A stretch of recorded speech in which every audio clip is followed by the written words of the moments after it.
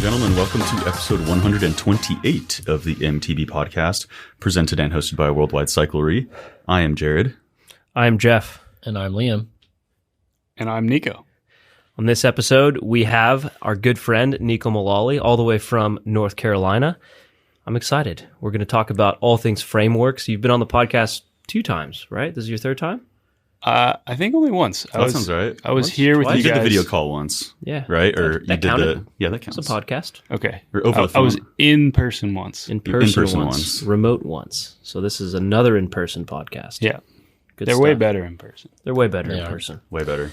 And what did you write here, Jared? We're going to pick his brain about all things frameworks, which is Neko's race team, which has gone from a team of 1 to a team of 3, which is pretty cool. Big news. You think about calling it Trace Amigos. Whoa. Trace Amigos frameworks? I didn't till now, but I like it. Sorry. Tangent. Good questions ranging from his favorite type of egg to the lessons Egg? learned. Egg. Yeah, egg. Like a Favorite chicken type of egg. Like what bird or how I like the eggs prepared. We're going to get to that later, I guess. And lessons learned from racing and everything in between. Yeah. I guess it doesn't even have to be a bird. Could be Whoa. Do other things lay It eggs? could be a other fish than egg. reptiles. Yeah. Caviar. Caviar, eggs, fish eggs. All right, Yeah. we'll get to it. Yeah. Snake egg. Yep. That'll make you strong, dude. Rattlesnake egg. Speaking of being strong, How do you know? you last Dude, the So main North thing you have to Carolina, do on dude. podcasts is say things that may or may not be true with confidence. Then people on the internet listen to it and they take that as fact. Oh, no, they prove us that wrong. is- We see at the bottom, sometimes yeah. we have notes from episodes past, Yeah. and it's people proving us wrong of the stuff we said. usually we ask for them to Almost do that. every So episode. Yeah. I like to ask people if they People have expertise. must have a lot of time. Yeah. Yeah, they do. People Yeah. do have a lot of time, and they're just passionate. People love it. Yeah. cool. We have a very diverse, our listeners, they have all sorts of Yeah. experience. Well, Yeah. we just freed up 20 minutes of Neko's week by copy pasting your tags and your hashtags. Dude, you guys are helping me with the social media game. Yeah, we're giving Neko some tips. If people didn't know, a lot of professional mountain bike racers like Neko are not the most detail-oriented, tech-savvy, would you say? I hate using electronics. Yeah. The gamut, all electronics. Yeah. So, all electronics. That's a wide range of products. It is a wide range of products. Well, it's tough. Like we grew up all we think about is riding bikes, and now to get paid to do that, we have to do social media and do posts, and It's a different world, right? riding a bike and doing marketing don't go hand in hand all the time, even though you're asked to do that. Right. So anyway, You can't do the marketing while you're biking. You gotta be I gotta get into marketing mode. yeah, I love to just bike. Me too, man. Right? Everybody. Sounds great. Jeff, you cool with that? Yeah, we'll just bike. Just bike. And if Yeah. you didn't Not- see it, if you weren't there, then sorry, you didn't get to Yeah. be a part of it. Figure out how to make money later. Right. And, Speaking of which, yeah. that's a great segue for our words of wisdom. Yeah, rattle it off. Mike's words of wisdom today: don't worry about the problem, worry about the solution. There you go. Profound. It's just, extremely, actually. Extremely profound. He just kind of spit that out today, and we were like, "Whoa!"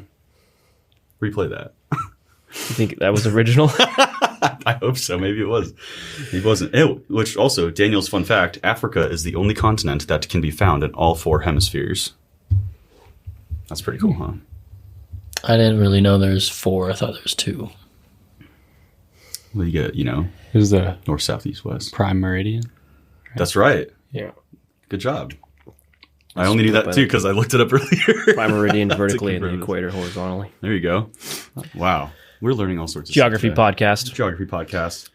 Neko, speaking of geography, you just showed us a picture of would that be your hip or your pelvis or your hip This is my socket? pelvis. Yeah. Yeah. So give us a recap on last season. You hurt yourself pretty bad in March. Yeah.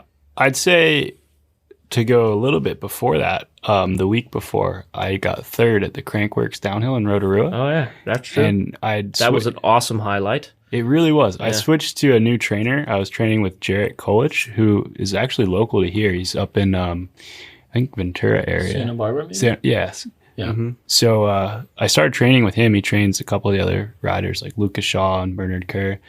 And his training, he used to be a Pro BMX racer. So it was a little different, a little bit more sport specific. And it took a while to adapt to that, like learn all the new training techniques. And I've been doing it for like 4 months at that point. And I came into the beginning of the season, I thought, feeling better form than I had for a while, and went down there to New Zealand, and there were a lot of top World Cup guys at that race. Like Bruni won, and he was less than 1 second ahead of me. And I felt like it was really promising and motivating coming into the season. Yeah. And then unfortunately went to the first national here in the US and crashed first run of practice on what I thought was a pretty sketchy built jump. Like, it's on me. I walked the track and I chose to ride my bike off at first lap. But Was it at Windrock? it was, yeah. It was like a berm to berm gap that you could kind of cut the corner by jumping the berm.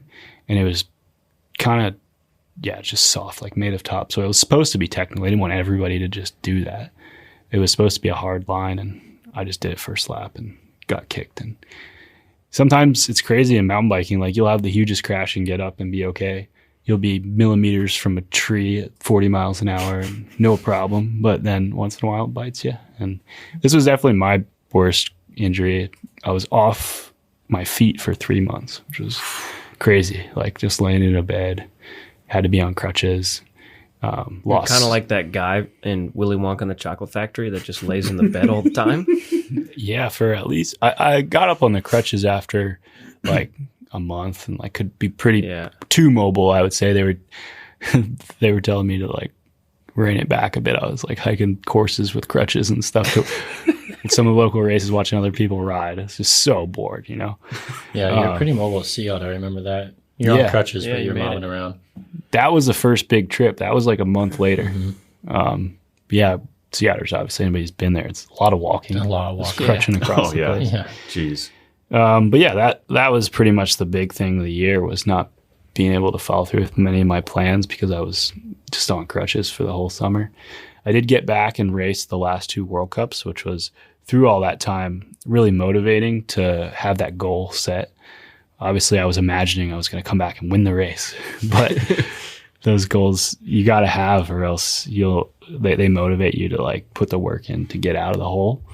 And I did those 2 World Cups. I did okay. I finished, I think, 55th at Snowshoe, and then St. Anne I finished 61st, like the position out of quali. But it was just because normal stuff that you'd have at the beginning of a season, like Snowshoe run, I overcooked and like made a ton of mistakes. And then St. Anne, I was just too cautious because of it. It's like, that's stuff you work out in preseason races. And because I'd been off the bike for like 4 months, it was just kind of like relearning it again. Yeah, the fact you even made it to those races is a huge accomplishment.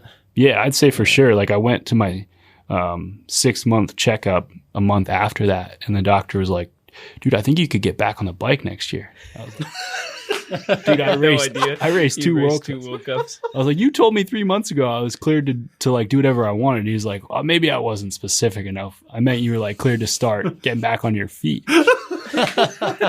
He said, like, for an injury like this, normally it's a year to like really get back to doing stuff. So, oh man.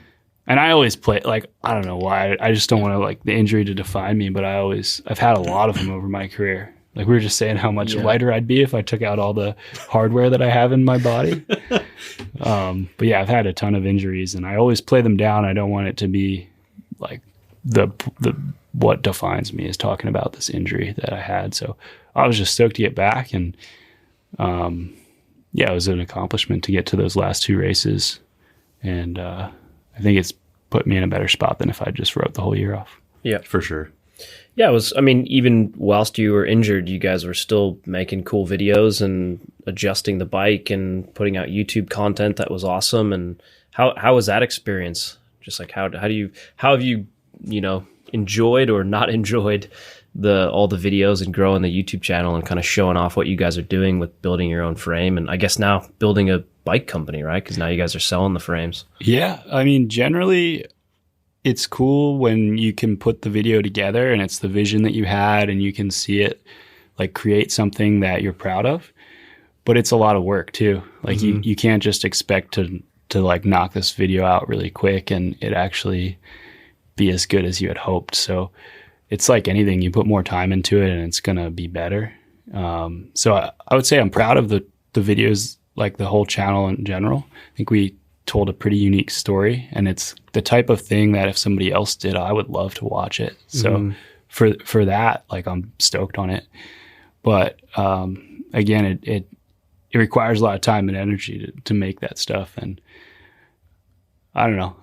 I almost some days I think like I'd rather just not do any of this. And like I said earlier, just man, the real world is hard. Like it's when I've been a pro racer, like even when I started, like social media didn't exist. Yeah. Like you sent a resume of what place you got in the race last year, and then you got paid and you just got ready for the race and you went and did it, and you didn't have to worry about taking any pictures or telling any of the story. It was like your team or your sponsor's responsibility to use what result you got in the race to market their products.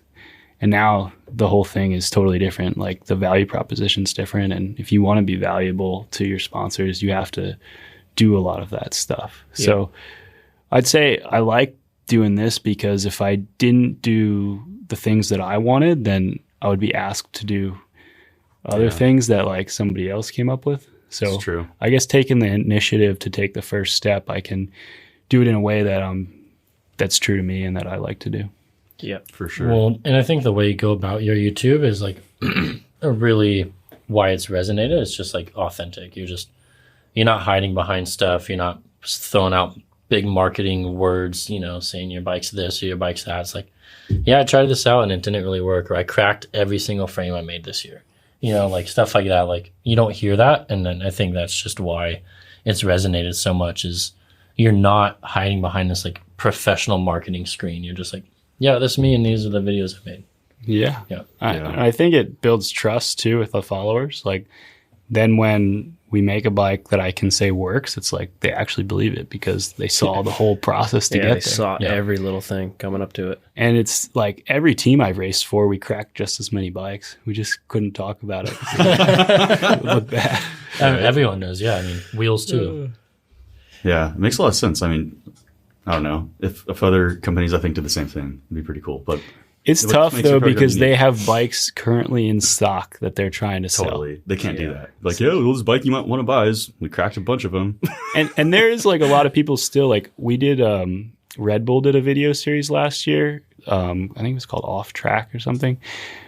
Honestly, I don't remember the name of the video series, but it was really cool and it was a really nice production. And they did one about my project, and it was like do it yourself. I think it was like Aaron with his intense team and me creating my own bikes. And then they had Seth Bike Hacks in there too. And they leaned into the fact that I cracked all the frames. Oh. And like I said that as like just being honest, like I made 8 frames this year and we cracked them all. Like it took a lot of riding to crack them all. But then once we saw how they were cracking in the same way. We found a solution. Now this year we didn't crack a single bike. So it was like very much a learning experience. And I knew how I wanted a bike to ride. I didn't really know about the durability. It was just a new thing for me. I've never made a bike before. And still people like that's all they watched or heard was that one soundbite on Red Bull that I cracked every frame I made. And you'll see like some comments like, isn't this the guy that cracks all his bikes? I was like, yeah, I did. Like, and so did everybody else, but at least I showed the process. And people found the whole process of it interesting. So I can see why a brand would want to do that because people do hang on to those little things. For sure. Yeah. Even when people don't video them, I mean, people still like say like whatever, oh, Yeti's crack or whatever. It's like, shut up. Yeah, I mean, it's still a small percentage, but I also think too, I guess from my perspective, because I lived in the world I've watched World Cups and I see how fast guys like you and other professional racers go versus the other 98% of people who ride mountain bikes. 99. And 99%. I just don't think, I mean, even all those frames you cracked, I don't think if any of those went to the other 99% of people who weren't World Cup racers that probably any of them would have broke. Yeah. So like you didn't just go into like trying to make a bike. You went into trying to make a bike that was durable enough for a World Cup racer to race down a World Cup track, which is a totally different thing to try and do. It's like trying to build an F1 car as opposed to trying to build a Honda Civic. It's not the same thing, but I don't think any of us would have cracked. Yeah, no way. No. It's crazy too with downhill, the amount of time that it takes to put hours on a bike. Like we made a bunch for some of the local kids that it worked out really well. There was like 10 local kids that paid for their frame, the cost that it cost me to make it. And then they were stoked to get a frame, and then they rode it all season and gave me some feedback. They put all their own parts on it. They worked on it themselves. And that was like really valuable real world testing for me. But they all kept track of the amount of time they put on the bike, and they didn't put much time at all. And these kids were racing, and like they didn't have their own job, right? Like all they had to do is go to school and train. And it just takes a long time to put hours on a downhill bike. Like most downhill tracks are 3 or 4 minutes long, and the uplift is super inefficient. You can be there all day and put 20 minutes on your bike. Yeah. So for me, like as a pro racer, you put way, way, way more time than people will put on their bikes. So it just takes that time to figure that stuff out. Yeah. Well, now that you guys have that bike, I guess relatively or completely dialed in, because I guess 2023 they were pretty solid, and then coming into 24, the team has expanded. You've got kind of new plans, 2 new riders. Tell us about the new team setup with the new riders, new sponsors, like what your guys' plans are this year. Yeah, it's awesome to see the team expand. Like I never really had an exact vision for it. This was a passion of mine to like create the bikes, and I always try to apply myself where I'm most effective. And partially because of this injury this year, I didn't feel like myself going to race against the best riders in the World Cup was where I was necessarily the most effective. I do still plan to race, and I love racing, but I thought that if I could use all that I've learned through this project, all the hard work for the past few years, and allow some guys who are all they think about is racing, they don't have to worry about the whole project of this. They could take it further than I could myself as far as the race results go. So Asa came into it over a year ago. It was after the US Open in 2022. He test rode my bike the next day. I met him there. He actually beat me by a second in the race. He's 15. I was like, dude, what are you doing tomorrow? Do you want to test ride one of these things? And he's like, yeah, I'd love to stay here and ride some more. And he rode the bike and loved it.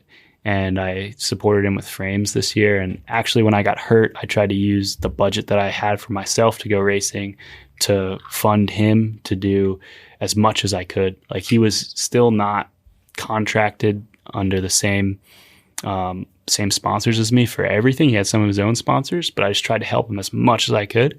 And he paid it back like 10 times over. He won the national championship for enduro, beat Richie Rude on the enduro frame that I made like the week before. It was like his first ride on it, right? Yeah, he rode it one time at home at the Big Mountain Enduro, which he won. And like I didn't even know he was racing. Like I sent it to him without a chain guide, and the chain fell off in that Big Mountain Enduro. And I was like, dude, I would have like taken more time. I thought you were just gonna get a couple hours on the bike. And we wanted him to race the enduro because he was only 16 and he couldn't race pro and downhill. But for some reason they said it was okay if he signs up for pro and enduro. So I was like, dude, you're gonna destroy your category in downhill. Like you probably could win the elite race. You might as well focus on enduro if they're gonna let you race pro. And he's like, oh yeah, it sounds good. Like I've never done an enduro race before.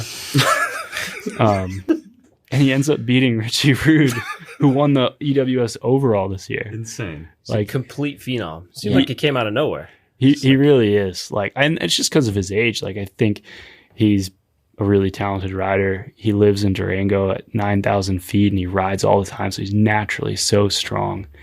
He just genuinely loves riding his bike. So yeah, that's cool.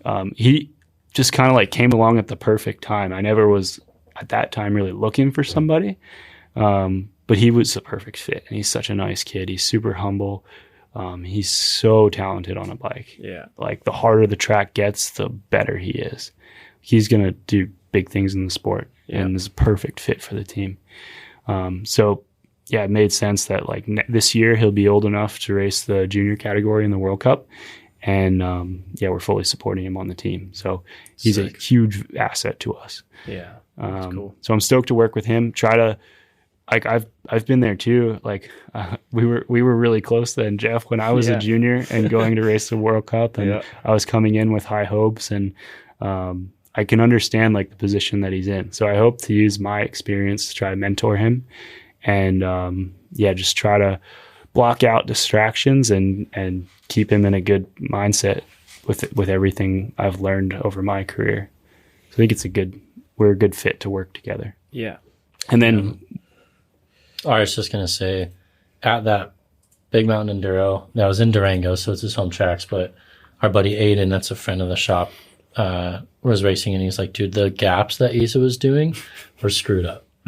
He's like he hit like this 40-foot gap on single track, and he's like, no one else hit it. Like no other pro hit this gap, and he was just like hitting it every run. He does that stuff all the time. It's cool because it like keeps me younger, I think. Like we'll walk a track and I'm like, I'm just gonna like run mainline, like roll through this rock garden. He's like, dude, I think we can jump the whole thing.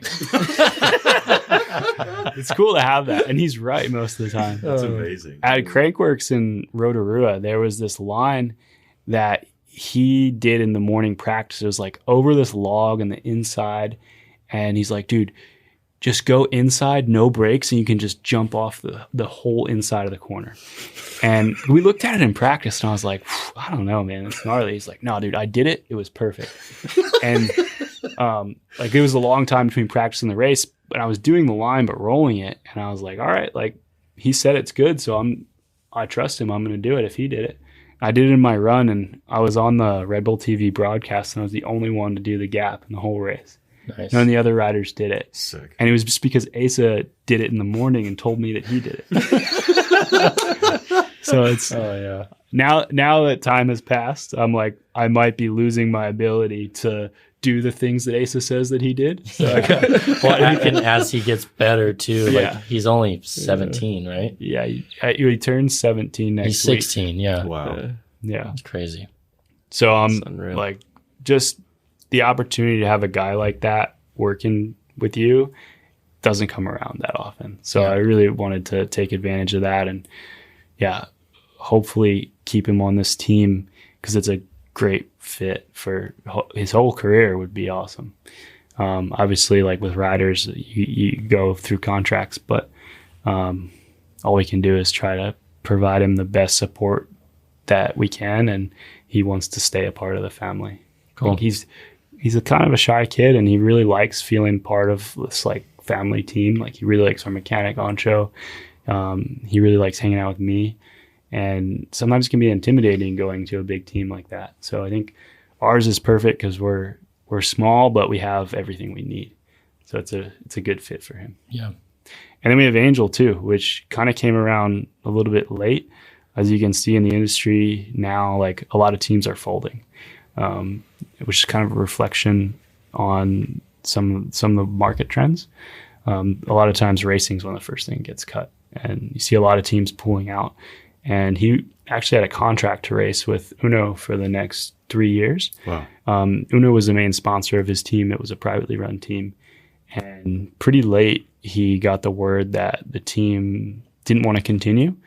So they actually paid him his salary for this year and let him out of his contract because it was so late. Like, obviously he has a 3-year deal. He needs to be compensated some way. So it put him in a spot where he just needed a good ride. And we could pay him a smaller salary than he would probably be worth. But with the position he was in, we were able to get a lot better rider than we could afford. Like, our budget's a lot smaller. Most of the teams we're going up against with the riders we have, they have 4 times the budget that we do. So to be able to get Angel this year was like a huge value to us. And me specifically, like, I've been a teammate with him on YT, and I see how talented he's. Like, one of the most, like, if you just look at his technique on the bike, I was riding with him all last week on his home trails in Spain, just like corners that I wouldn't put my outside foot down to like lean the bike more.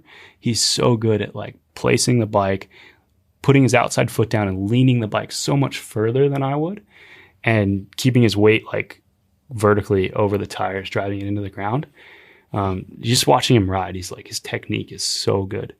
And I think he's had a lot of struggles over his career with injuries and just like team switches every year. I think he's struggled a lot with that. And he knows me. My mechanic Ancho used to be his mechanic, and they live in the same spot. Martin Whiteley is our team manager, who's helped me a lot over my career and was our team manager when we were on YT together. So Angel knows that. He knows like the whole structure. We don't have a huge semi truck there, but we have an amazing bike, probably the best bike in the race. And we have a really good environment to work in. So it'll be awesome. Like, it's exciting for me to have a guy like that on the team. Like, I really love racing and trying to work together to see how we can achieve these results. I think in my position, like knowing everything I do, I've learned through this bike development process and analyzing everything. Sometimes it's too much to think about when you're like, it's a detriment to me racing. But for another guy, I can be the one to like carry that burden and give him exactly the setup that he needs, or block out distractions like for both the riders, and allow them to focus on just getting in the right mindset and trust that like their bike's going to be good. They're going to have everything they need. All they need to focus on is the race. So It's exciting. I'm such a fan of World Cup riding and World Cup racing, and to be in a position to like have a team like this is really cool. Yeah. So the plan is basically all three of you guys, you and Angel, going to be racing Elite, and then Asa racing Juniors, right? Doing the whole World Cup series this 2024 season. Yeah, for sure. And for me, like, I'm going to do the first 4 races and see how it's going. Like, I don't want to be out there if I'm lame. Like, I want to be out there like adding value in some way. And a lot of that is testing new things. Like, we have some new bike stuff that we're working on that I don't want to put them on a bike that's unproven or unreliable. I want to do all the testing. You have to test it in a race. Like, this whole frameworks thing has developed so quickly because I did all the testing at World Cup races. And we have some new stuff that we're going to work on, just ideas, like future concepts that I'll race, and until it's proven to be reliable and also an advantage, they won't race. Like, the bike we have now is, like I said, more competitive than any other bike in the field, at least as competitive. Obviously, a couple of the teams have really good bikes too, but that's kind of a cool spot to be in, where I'm like guinea pigging a lot of this stuff and pioneering it, and then giving it to the boys and helping them and being there on track as well. Like, I can have a different perspective than another team owner or team manager would. Yeah. Heck yeah. I'm excited. Yeah. Same. This is a good setup. Good Super season stoked. to watch for sure. On how do you watch it? That's what I was going to ask you, actually. It's Like, on HBO Max this year. Is it? Is it? Yeah. That's the deal that got finalized? I remember all the controversy and drama, and then I don't remember what the verdict was where you can watch the World Cups. Yeah. I think they're got trying HBO their Max. best. I'm in. I got Max. Yeah. Oh, excuse me. It's just Max now. Just Max. And I have Jeff's login. Oh, no. I'll give anybody my HBO Max login. Wow. Just say what it is now. Coming into a commercial break, you will get my HBO Max login. That's like on Wade Simmons' level of giving his cell phone out on the Right. podcast. Yeah. Did that he? was good. He did, yeah. No way. And Yeah. then half an hour later, he's like, I didn't realize how many people listen to this podcast. Maybe just take that out. Oh, man. All right. Well, speaking of which, commercial break. Commercial break. Coming at you. New sponsor. And now, a word from our sponsors. Excuses got you stuck in the flatlands? Ditch the doubt. Dust off the potato chips. The Downhill Southeast Race Series is calling. These ain't your mama's mountain bike races. They're a primal scream against what-ifs. Shred fear. Conquer trails. Unleash your inner beast. Downhill Southeast. Register now. Glory awaits. Visit downhillsoutheast.com right now. I could just do a normal one, too. No, yeah, stick with that one. I think it's funny, but I wouldn't actually use this as an ad. Perfect. And now, back to the show. Speaking of fudge, Jared, read Listener the first question, First please. question. How did the centrifugal clutch weight prank call come about? Well, I was injured and trying to do something valuable for the sponsors. So obviously this idea was going to hit the nail on the head. Super valuable. But, dude, Jeff and I used to, when we were kids, love prank phone calls. Yeah. Like the amount of CKY videos. Jerky Boys. Jerky Boys. We used to listen to that. The same ones, too. They only had like 2 albums. We listened to the same ones over. Religiously listen to the same ones over And I was like, dude, what about like I could do a prank phone call where I call in and say something funny about bikes. And like, I wanted to do more technical, like how I want to mullet this thing, like call in with a funny accent and be like, yo, dude, I got this 275. I'm looking to mullet this thing. What can I do to mullet my Bronson? And just like talk to somebody on the phone. And Jeff was like, oh, you should do it. Like we made this funny centrifugal clutch weights for the hub. He showed me the video. He's like, you should call and just act like you thought that wasn't a joke and just see whatever the person on the other side says. And who was it that picked up? It was David. Yeah, dude. And I knew David because he's the nicest guy, and he was just so genuinely caring to explain to you that was a prank video. I know. Like I've ordered a bunch of stuff. Like, yo, David, I really need these bearings. Do you think you can get them for me from QBP, and I'll come pick them up? So I like knew him, and I thought he was gonna recognize my voice. And but I called, and I didn't know how anybody could think that wasn't a joke, but I rolled with it and. Oh, you'd be surprised. Well, even on that video itself, there's a bunch of comments that people don't know. It's so funny. Like people are confused, or people comment and say, "I honestly thought this was real," and then I went and took my cassette off, and then realized that's probably not real. Went back, watched it again, looked at the comments, realized it's not real. Like that's their comment. Yeah. We did a floating frame one where we did a floating frame shots, and we threw it off like 5 foot, off 10 foot, and then off the entire building that we're in, and people were like, dude, why would you ruin a frame for that shot? They're like genuinely upset that we ruined a frame. It's like, no, it was a blemished frame that Revel sent us. Yeah, that triggered a lot of people. Still, to this day, we'll post a floating shot or whatever, and people are like, I can't believe you dropped that fork for that shot. Yeah. Like, we just like Photoshop magic. Floating frame, and people think that we dropped it. Next question. This is super vague, and who is it directed to? Who do you How are his cats? You have cats? Yeah, I have 3. Oh, wow. Three cats. We were down 1, and then while trying to find that cat, another one came. So we're back up to 3. You've got the cat distribution system dialed in. Yeah. You've got 3. But you did lose a cat, and you never got it back. We lost 2, actually, but that we never got back. You know, they found greener pastures. Are they indoor-outdoor, or are they just... Yeah. Okay. I'd rather the cats live a good life, even if it's only short, than be stuck inside the house. That's fair. Okay, you look at my cat. That cat is like, she was past the socialization period when we got her, so she's just timid about everything. Okay, so she would die immediately if she was an outdoor cat. Mm-hmm. But I totally see. Like, I feel bad. I wish I could take her out and stuff, but it's just like, get a leash. One of those little harnesses. Like, no, they play dead, dude. When you put like a harness on them, they just imagine that like they can't move. Yeah. They're like paralyzed. You have to start that from a kitten. You put do. It in and then you drag it around the floor like a mop. We would have to stroll her. And his cat would be a mop, like long hair. Totally. But just wanted to check in, see how your cats were doing. That question was for me, Liam. So yeah. I mean, we really just got to the real meat and potatoes. How do you get new cats? Should we just leave? It's like a new guys talk about cats. We can how do you get a new cat? Like the cat. You said another one came about. A stray cat just showed up. Dude. Well, we had bowls of food outside, hoping that the one would come back, and then a new cat came to eat that food. And that's your cat now. I like that new cat. What's the new cat's name? Steve. Nice. So I started bringing it inside, and Callie is very protective. Like one of our cats, she likes more than me. So she was like, I don't want that outside cat, that like feral cat around our cats. Yeah. I don't know why I cared so much. I took it to the vet to make sure that this cat didn't have any diseases before putting it with the other cats. Or that was like chipped or anything. Or check to see. I wanted to, like, we were sad when we lost ours. It was somebody else. It was obviously a pet, this cat. Like, it was really nice to find out where it came from. Couldn't find anything, so now we got Steve in the house. So. Nice. That's awesome. Look at that, a wholesome cat story we just got. Listeners are going to love that. I like how Nico's even like, I don't even know why I took it to the vet. I liked it, though. That's going to resonate with a lot of listeners. They love cat talk, and they probably didn't even know that Nico had cats. Yeah, that's... Yep. Gosh. Thanks, Jared. You might get a lot of cat fan mail now, like we do, because of Jared's cat. Yeah.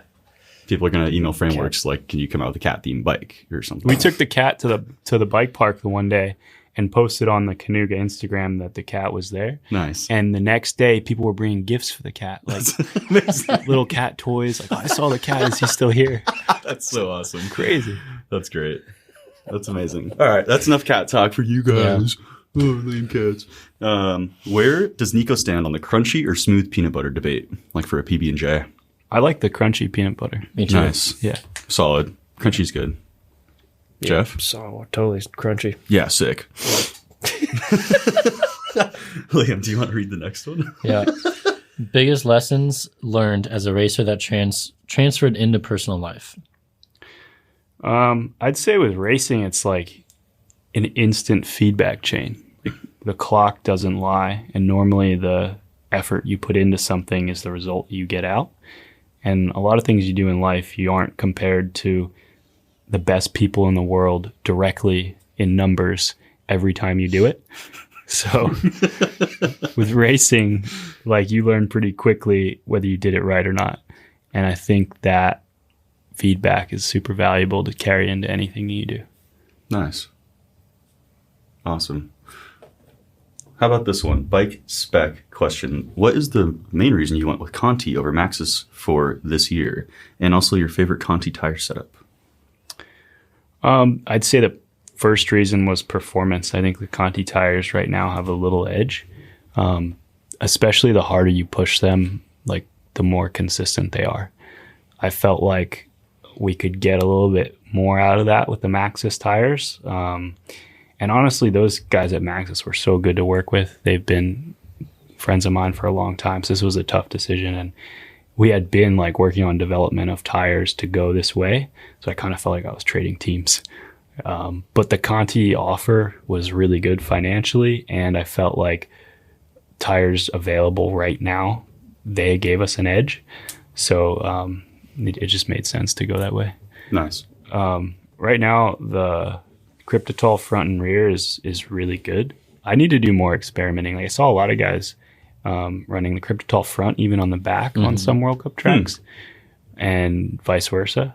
I really like the Argotol, which is their more aggressive tire. For how aggressive that tire is, it's really consistent across a lot of different surfaces. So a lot of times you go for a more open tread pattern with taller knobs or bigger void between them. It's good when the tire can bite in, but it can be pretty sketchy on hard pack stuff. Your tire can like squirm or like deflect you different ways. Like the further you go in one way, it takes away from something else. It makes sense. But that tire, for how good it is on loose stuff, it's still very, very rideable on hard pack stuff. Nice. And that's the interesting thing on World Cup tracks. Like, the track top to bottom is often not consistent. They'll be at like older tracks where they'll build a new section. So you could have like some section that's super hard packed and beat, and then they went for like a short section that's new, and that's way softer. So it's hard to, like, as a rider, feel the ground when the surface is changing on the trail you're riding. And then when you get off of that new section, you drug like loose dirt over the hard packed. So that tire I thought was really impressive, the Argotol, for how aggressive it was, but still being consistent across hard pack terrain. Nice. You're running that front and rear? Yeah, when I have run it, and like we're only less than a month into this, so I need to do more testing with the available tires, but I've run it front and rear and been really impressed. Nice. Argotol? Yeah. Nice. Pretty sick. Yeah, my tire prediction for 2024, at least in just the tires we sell, I think Conti, which it's already been trending this way in 2023, but I think it's going to continue just like chipping away into the second place of most popular tires. I think so. I think little Maxxis domination is at risk right now. Yeah, I think Continental's working on the distribution for this year. So once they kind of really lock that in, I think it's gravity side of things going to be really even. Yeah, gravity side of things is important because that's the other thing that's going to take at least 5 to 10 years for Continental to build out, is the amount of variance that Maxxis has. It's like every single type of casing and compound and width and diameter, and then all the different riding disciplines. It's unbelievable the amount of SKUs that Maxxis offers. So no one's going to beat them there for 5 to 10 years. For sure. But on gravity, it's Yeah. I it's think crazy. in some senses there's too many though.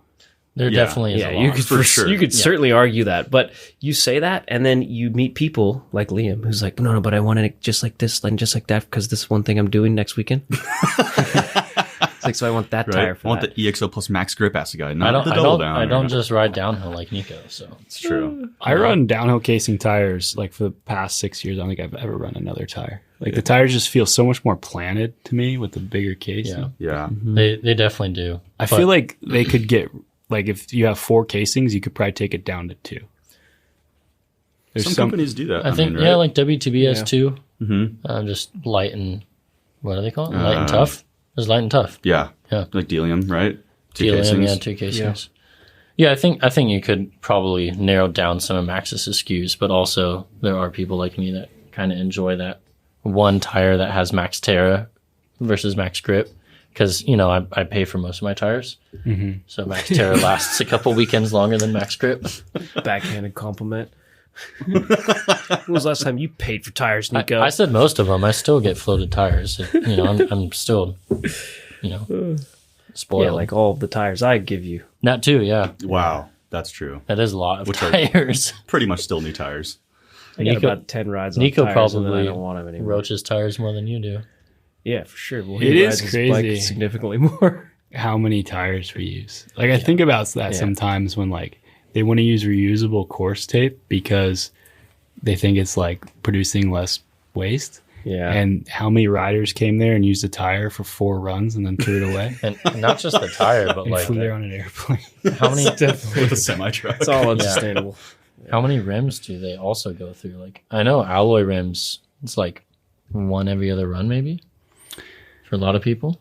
I mean, as far as like it being perfect, yeah. Yeah. Alloy rims are always in some state between perfect and not rideable. Yeah.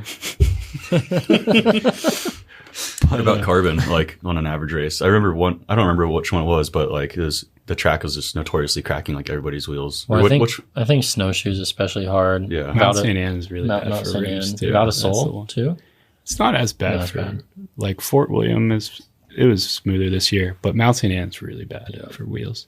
That Stevie Smith drop, like so many people tacoed wheels on the live broadcast on that. Jeez. Yeah, I think they were probably on their last leg before they got there and then put them over. Jeez. I like carbon rims because they're only ever perfect or unrideable. That's No, true. yeah, no in Binary. between. There's no in between. Yeah. Yeah. And I really like the Envy ones we're using this year because they have a rim strip that even if you do crack the rim, it keeps a seal between the tire and the rim, Nice. which is pretty cool to me. Like it's something that's developed for racing. There's not a lot of people that are like, I want a product that when I break it, I can keep riding it as hard as possible. And for a race, like you need to get to the finish. For sure. Yeah. So that's a really nice little insurance. And I think it goes over the bead of the rim, so it adds protection. Nice. So I've been liking those, and I like carbon rims because they are more durable. What it takes to break a carbon rim would also break an aluminum rim, but when it does break, normally it's more catastrophic than an aluminum one. For sure. Yeah. Inserts or no inserts this year? We don't have a sponsor for them. Normally I run it for an added protection. Some people think that the inserts make the rims break sooner, but I've heard I that don't. too. I don't believe that's true. compounds Like, it or maybe something. Like it packs onto the rim surface and like adds. other brands that I've worked with have done like lab testing and showed that a Cush core is probably the go-to. It'll make the rim last longer. I mean, it'd be like you want to hit your knee on the ground with a knee pad or without one. Yeah. I think the Cush core kind of does the same thing. Yeah. So normally when I run it, it's not because I'm looking for some ride quality. I'm looking for added protection because I know I'm going to hit a lot of stuff and I want to keep my bike rolling. Nice. So if we need to at certain tracks like St. Anne is so tough with it, maybe we'll have to throw one in, but it'll just be a by case basis. Right now Nice. we're running them with none. No pun intended. The case basis. Sorry. Hopefully. Oh, that's horrible. All right. Great segue to the next question. This was submitted by 5Dev, so they might have a little more like insider information onto this question. But is it true that you only eat premium, I think it's supposed to be like $8 eggs? Premium 8.00 Yeah. eggs. What's a premium 8.00? I used to egg? Figured it's Or is supposed that to be 8 8 It's pounds. supposed. I know if it's submitted by 5dev, then it's that. Will went to this like healthier grocery store where they have a deli, and while we were there, I'm like, let's pick up a couple things. We need food for breakfast tomorrow. So I got the like local cage-free eggs, and I think they were $8. And he gave me such a hard time for picking up those eggs. Like, the dude's selling people $1,500 cranks, and we can't get $8 eggs. So Oh, that's hilarious. I just thought, like, yeah, the eggs are a little pricey, but like we're talking about a $4 difference here. Yeah, and they're local cage free. Yeah, like they were good. I normally try to get those, but like honestly, I'm not too picky. Like I'll eat whatever eggs we have, but if we have the chance to get like the local, like not even a business, like somebody's handwritten on there, like here are the eggs. Like farmers market eggs. Yeah, Yeah. but he kept like hanging on to that, and I was like, He's still Apparently he drink still is, yeah. $48 beers while we were here, and I can't eat an $8 egg. Well, if you go anywhere with Jeff and he's buying food, he doesn't look at the prices of eggs or things like that. He just buys what he wants. So It's all about quality. Yeah. Cost is way further down the list. I've seen you drop a lot of money at Sun Life before. Oh, you know what they say. If you For a gotta good ask, smoothie. if you gotta ask how much it costs, you probably can't afford it. Yeah. All right, Liam, you want to read the next one? Will we be seeing any more development of the steel front end? If not, to why? Thanks. Yeah, actually, we're going to be making a new one this year. A buddy of mine, Adam Proces, he used to work for Reeb, who he was prototyping a lot of their stuff. He just started his own company now, so he's making CNC parts, and he is like a small manufacturer. And I've got some headset cups prototype with him, and he's made me a few one-off things for my bike. I've got a lot of resources that I can go to now, like depending on what type of thing that I need for the bikes. And he's really good because he makes it all in Colorado, so you can do it quick. Obviously, it's a little more expensive, but he has a lot of experience welding and making these steel bikes. And I had the idea to like try to make my steel bike, improve it and make it better. I found that it would just deflect to like the frame, like the BB area would flex too much in really loaded turns, but it had like such a supple feel, like the frame absorbed so much vibration. And I wanted it to be stiffer, but it was already pretty heavy, like 800 grams more than my aluminum frame. Wow. So I was like, how can we make this frame stiffer, but I don't want it to be heavier. In fact, I would like it to be lighter. And he had some really good suggestions on tubing choice. Instead of bending the down tube, 3D printing the bend, and then like with a protrusion to get a full penetration weld. Apparently when you bend the tube, you make it a lot weaker. So he came back with like a proposal for our same steel frame to be the same weight, but 16% stiffer, which is a lot. It's a big gain. We're like chasing a lot more marginal gains than that in racing most of the time. So he's going to weld us one with some tubing that he chose, and I'm going to try that out. So it's cool. Like the steel had a really good feel to it.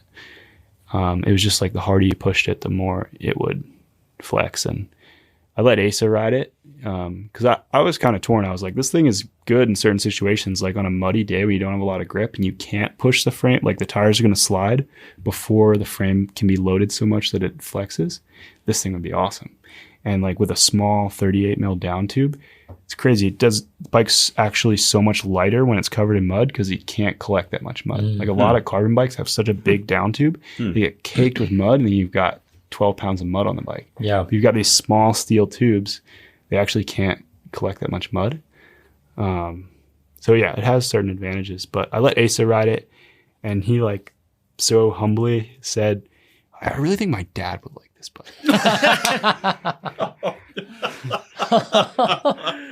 Okay. I understand exactly what you mean. Yeah. It's forgiving. Right? It's like, That's yeah. awesome. So hopefully we can make one that like retains the good qualities and makes it a little stiffer in the areas we need to. I've heard only good things about those Reebs, so Yeah. But people that ride steel bikes are a unique breed. They're like loud and proud, and like, That is true. it could be worse, and they'll still like it better. Still stick. Yeah, we built up a Reeb here, so I just parking lot rode it, and it felt fun, but I have no actual trail feel on it. Yeah, Yep. We cool to test those more. for sure. That production Privy's pretty good riding bike, but yeah, it's a little heavy. I mean, Yeah. kind of a pig, but it's super fun on downhill. And like you said, it kind of has like that unique ride quality to it that, I don't know. What you're saying about like steel bike and the mud, do you feel like that's why a lot of like UK companies make steel hardtails and stuff like that? Or is that just a coincidence? I'm not sure. I don't got any data on that. I don't know. I just feel like I always see these UK people come out of the woodwork like, oh yeah, I think steel hardtail, mate. Steel's really easy to work with. Yeah. Like, to make your own bike, you don't have to heat treat it. Like if you weld aluminum 6061, you need to heat treat it, and it's a whole process to that. It's also hard to then weld it and heat treat it and then get all your tolerances back. I've learned, like, you have a perfect circle for a headset cup to go in. You weld all around there, and now your perfect circle is an egg shape. Oh, wow. And you got to get it back to the shape that it was, and then ream it to fit that cup in perfectly. You're gonna have problems. Wow. And with steel, you don't have to heat treat it. Okay. You're dealing with thinner walls, and there still is heat affected zones, but you don't have to follow the same processes as you do with aluminum. It's possible for somebody to buy some steel tubing for cheap. I think the steel is easy to weld, but it's hard because you're normally dealing with really thin wall thicknesses. And then they don't have to do the final process. So a little easier for like a homegrown yeah, I think that's why a lot of them bike do it. manufacturer to do steel. Yeah. Okay. Got to the bottom of that a little Plus, bit. if you're doing a hardtail, steel has a good ride feel compared to aluminum, right? For sure. Aluminum's. I think the main reason is that it's got such a strength to weight ratio. Like it's 5 times stronger than aluminum in the same volume, but 3 times the weight. So you can use a lot smaller tubes and get them to, like, what I've learned is it's more the geometry of the tube. So like the cross section of the tube, the OD of it gives it its structural strength and its stiffness. And because steel is so strong as a material, you can use a lot thinner tubing, at smaller diameter tubing, and the geometry of those tubes makes it more forgiving. And because the steel is strong, you get the same weight. Sweet. Nice. You know a lot about bikes, man. This is not the type of stuff that I wanted to learn. I was like, yo, where can we put the pivots and the geometry so that it rides sick? And now I know this stuff that I just said. That's awesome. All right. Last question. Advice for new racers. They got to spend time riding. That's the main thing. There's no substitute for putting time on your bike. Whenever people ask like what they could do to get faster, it's like go, like, depending on what type of race you're doing, is enduro or downhill, like pick something similar to what your race is and just replicate it. Like go find a trail and do your fastest run down it. Wear your GoPro and like watch that and see where you could have done it better, and then go do another one. Like until you get to the point where you're plateaued with that, I think then you can start working on like training specific things and doing like breaking it down a lot more. But there's so much to be gained from just like timing yourself, doing like race simulation, and then seeing like how that felt as you pushed and what the time equated to. You could try a run where you just like charge as hard as you can. You like feel like you're like super aggressive, and then one where you try to be more relaxed and smoother and see like what your time actually says. So if you can understand like the feeling of time, then you can be a really good racer for like these gravity disciplines anyway. To know like places where you can relax or where it's actually being smooth is faster versus places where it really pays off to be aggressive. I think a lot of people only are on the clock when they're in a real race. And if you can practice that, I think it give you an advantage. I think it's pretty good advice. That was a fantastic piece of advice. Great advice. Good job, Nico. Nice work, Thank you. Nico. Well, if people want to follow you, YouTube, Instagram, all the above. phone Yeah. number. What's your preferred? You want to give out your phone number like Wade Simmons? Yeah. I would rather that if it was possible. It's like I prefer to actually not give out my social media. So Instagram, Frameworks Racing, you guys are going to cover everything on there, right? Yeah, And then yeah. your personal Instagram, which is what? Just my Neko Mulally. Correct. Yeah. And then same thing with YouTube. Yeah. Search up Neko Mulally.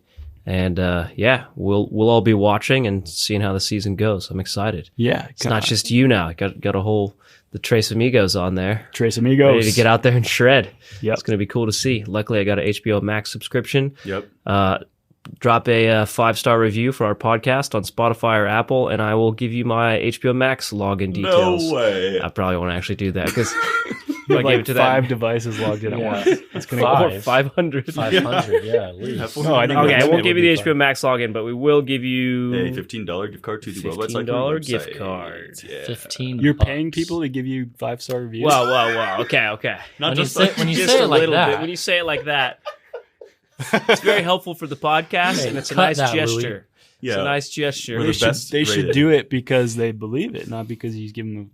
Well, Well, you they know, do. sometimes you got to bribe people. All right. Yeah.